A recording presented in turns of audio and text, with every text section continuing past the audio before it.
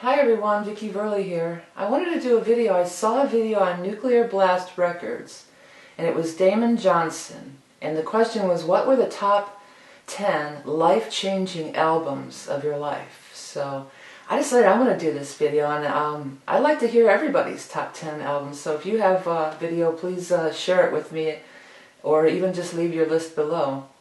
Okay, I have my list here, and they're not in any specific order. They're sort of in the order that I discovered them.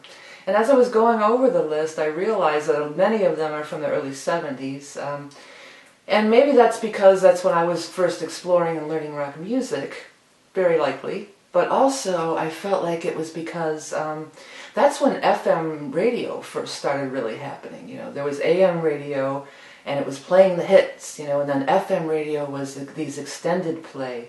Like AM radio would have been 45 records, just hits, and then, you know, the FM was playing the LP and not necessarily the hits. So I think that also played a big part in it. Okay, so I'm going to start with the first one on my list, and that is Lou Reed, Rock and Roll Animal. I remember this album. I was young. It came out in '74.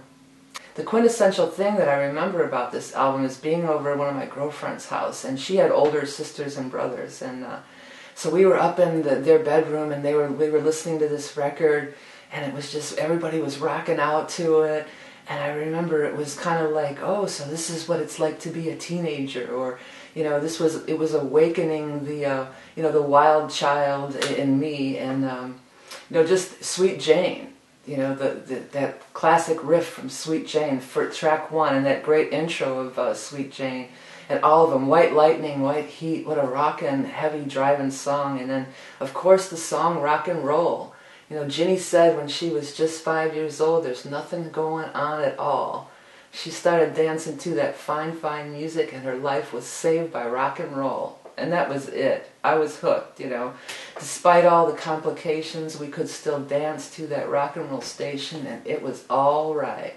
And it was all right. You know, everything really was all right for me at that time. So that was one of my first introductions to rock and roll. And I'm going to move on to the next one on my list is Deep Purple, Made in Japan.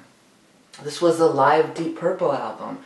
And you know, prior to that, I'd heard Smoke on the Water. You know, that'd been played on AM radio stations. You know, my ear wasn't really that developed at that time, and I didn't even realize that there were keyboards in Smoke on the Water, at least the AM cut, the AM version that I heard on AM radio. Then when I heard Deep Purple live in Japan, it was just like, holy cow. I mean, you could see it was, you could hear the solos very clearly. And not only was he playing a keyboard in rock music, but he was playing an organ, you know, and I learned on organ, you know, and I played organ all my life. That's all. We didn't have a piano. I learned on organ. So I heard John Lord. It was just like, oh my God, because also in those days you didn't have MTV even or anything. You just would hear it. You wouldn't see what was going on. I mean, you could go look in magazines and find out things, but for the most part we were just listening. But there was no other, there was no videos. I mean, and there was also like shows like, Don Kirshner's rock concert and the Midnight Special, but for the most part we just listened. And then I realized, I go, that's an organ, that's a keyboard, and what is he doing with it? You know, so that just blew my mind, blew my world, totally got me on the track of being a rock keyboard. And John Lord to this day, you know, one of my all-time rock heroes. Okay, the next album on my list is Queen, Sheer Heart Attack. I mean, Queen, I love Queen, all of it, you know, and it's all great, but like, there's so many great tracks on that. Killer Queen, the sound of his guitar, it was such a different sound, and it was a combination of so many different things. It was definitely heavy, but there was vocals and harmonies in it, because I'd always been in choir, and like, you know, I did, I forget what they called them, but I did these little things with the small groups of singers in school, you know. So I loved singing and I loved harmony. And I'm listening to these harmonies, but they're cool harmonies, but they're heavy and they're rock and they're powerful. And what other tracks are on that one? Now I'm Here. I love that. That's a great song. Stone Cold Crazy. You know, it's so heavy, but it's all harmonies. You know, Stone Cold Crazy. You know, it's just so... That one also just blew my mind and definitely changed my life. Okay, next one. Okay, next one is Yes Songs. Well, originally I was attracted to the artwork. I really wasn't into progressive music, and I'd heard Yes also because they had a hit with I've Seen All Good People. I heard that on AM radio. But this was way outside of the realm of that, and I was originally drawn to the artwork, Roger Dean, which I still love today. I meant to find it somewhere. I did this huge pastel banner of Yes songs. I drew it and colored it in pastels at that time, and it was a live album and a live performance, but they pulled it off. Sometimes people, especially bands like Yes or progressive bands or bands that play really complicated music, sometimes you go to see them live and they're not really pulling it off. But I know that's par for the course now. Everybody lip syncs and uses backing tracks, but back then they didn't also. But it's a live album, and it's a kick-ass live album. It's extended jamming. Again, the keyboardist, Rick Wakeman. I mean, my total idol. After I saw Yes in concert, I started wearing a cape to play on stage. And the guys in my band started calling me Vic Wakeman after that. That stuck with me for a little while. But it was just so cool. And what made it so cool, I think, thinking back on it, is Christopher Squire. And he had that Rick. I love that Rickenbacker sound, but he was just so heavy and he made it heavy and live and full of energy, and it was just so, it totally changed my world. So then it was like, well, keyboards can be in rock, and it can be alive, and it can be heavy. It doesn't have to be all hoity-toity, it's heavy, and it has energy, and it's rock. Yes is rock. So I fell in love with Yes, I fell in love with Rick Wakeman, and it totally changed my life. Okay. The next one I have on my list is a Led Zeppelin album. I could have just did this, all 10 could have been a Led Zeppelin album. I mean, huge fan of Zeppelin, huge influence on me as a writer, as a musician, and just in love with Zeppelin all the way. But I chose Physical Graffiti, because I didn't want to do all Zeppelin. And again, it was the cover. That's what drew me into that one. It's like, oh, what a cool cover, because it opened up, it had the little things you opened up, and you could slide in different, it was like a 2-record set, I think, and you could slide in different things would show up in the windows and stuff like that. So the cover art, again, drew me in, but then what it was on it was incredible. I mean, it had keyboards on it, too. There's quite a few songs on that have keyboards, starting with the opening track, Custard Pie. It's got like a little harpsichord keyboard thing in it. Trampled Underfoot has that same kind of harpsichord thing. What are some of the other tracks? It's every single one is different. In the Light, it has some keyboard in it, and the vocals in the Light, and I don't even know how to pronounce this, but Brown Yura, the guitar solo tune. It's an instrumental, Jimmy Page. I mean, I'm a keyboard player, but I love guitarists too. I love good music, and the Wanton song. It's so rocking. Again, and what's true with all these albums is every single song on the album is kick ass. There's not one bad song on this album. I love the syncopation, and well, Kashmir is on there, but there's a lot of things. In My Time of Dying, there's a lot of really cool syncopated stuff, and that's, John Bonham, and I really started getting into syncopation. And again, it showed me another way that keyboards could be used in rock music, but doesn't have to be, of that AM genre. Okay, next one on my list, Lamb Lies Down on Broadway, Genesis. Oh, where do I begin? I mean, every single song is killer. What's cool about that, cool album art too, again, but what's really cool about that album too is it tells a story. The whole thing tells a story, and then I never got to see Genesis live in those early days because they would sell out in 2 hours. People would go and camp out overnight to get tickets. It was, again, no online ticket stuff. You had to actually go camp out to get tickets.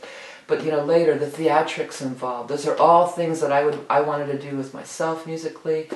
Every single song is great, starting with the opening track of The Lamb Lies Down on Broadway and that keyboard.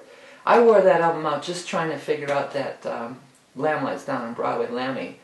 And finally figured out it's this two-handed thing. It's do-do-do-do-do-do-do-do if you slow it down.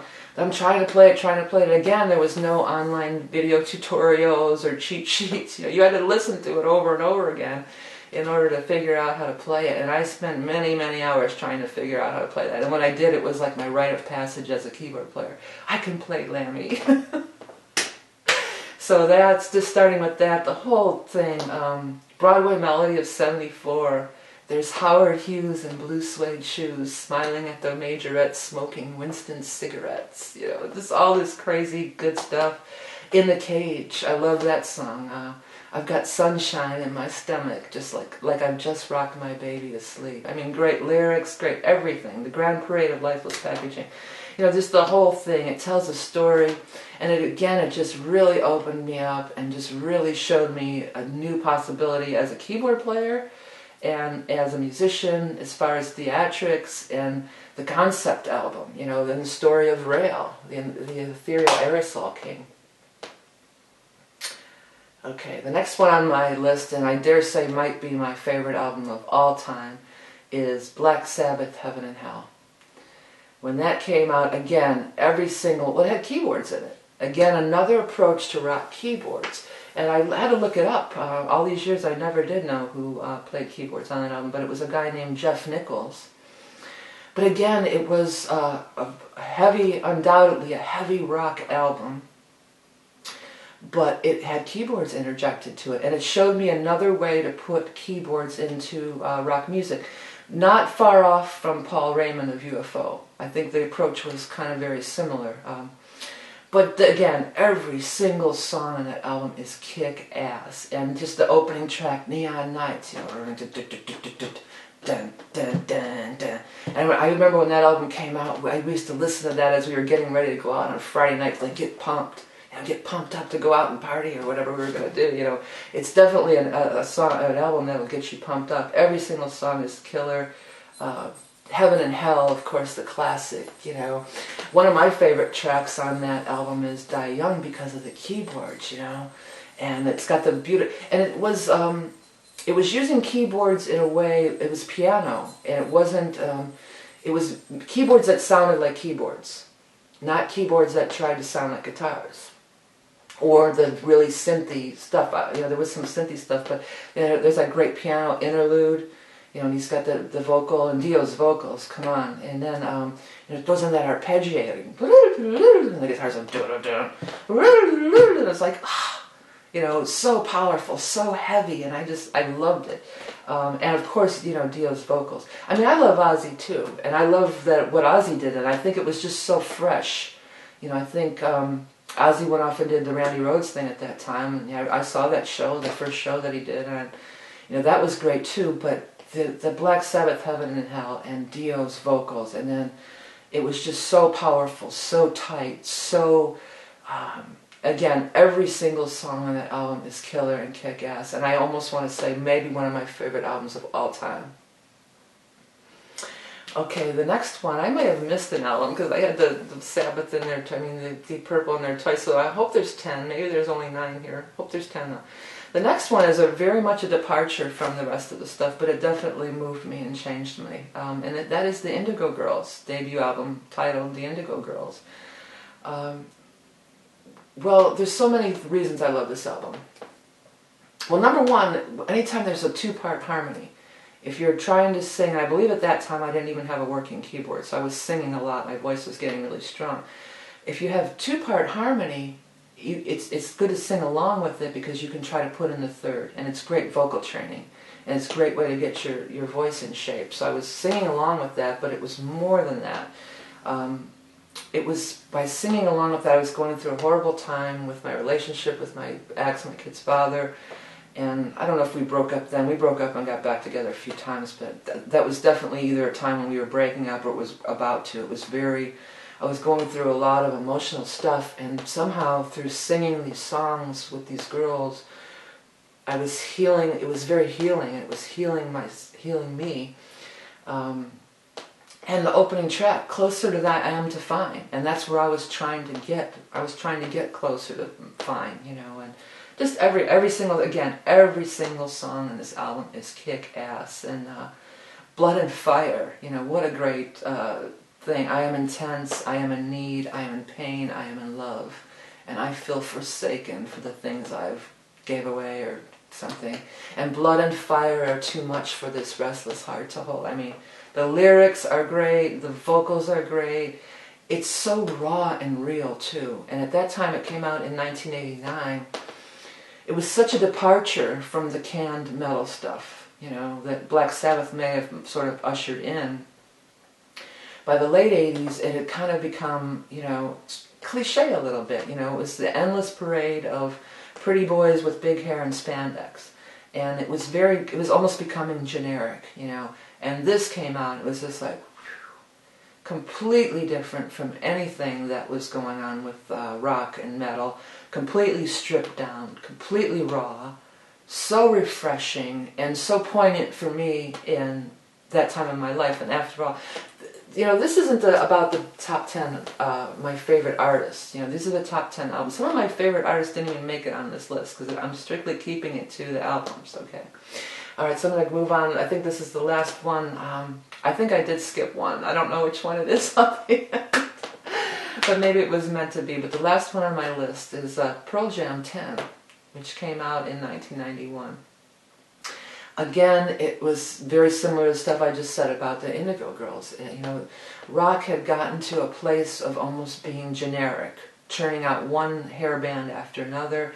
And this was just so refreshing, and it ushered in, well, it ushered in for me the whole Seattle thing. I don't know that that was necessarily the first, I know it's not the first band to break out of Seattle. I know that Nirvana was. I wasn't that into Nirvana, but Pearl Jam, it was just like, wow, man, this is so great. I feel like rock and roll was losing its soul, and Pearl Jam found it. You know, and at that time it was so, I mean, now a lot of those songs are played out too, but when that first hit, it was just like, oh my God, this is so great, I love this. It was so fresh and so real again, and then that was about the time I think MTV Unplugged was starting to really happen and all that stuff, and just every single song on there again, from beginning to end, Alive, Jeremy, you know, every single song on there. I mean, again, now I don't know that I would really want to listen to that album necessarily now because it's played out a little bit, you know. But at that time, this is life-changing records, right? Life-changing albums. That was a life-changing album for me because it definitely, I felt like there's still hope for music. You know, there's still hope for music. Okay, so that's my top 10, maybe only 9. I think I might have skipped one somehow. Because I had the Deep Purple in there twice. So, but I'd love to hear what yours are. So please tag me. Maybe we'll do a tag 10 life-changing albums and tag me with it. Or if you don't want to do a video, just write your top 10 albums that changed your life in the comments. Okay, it was my pleasure to share it with you. And thanks everybody for watching. I'll talk to you soon. Bye.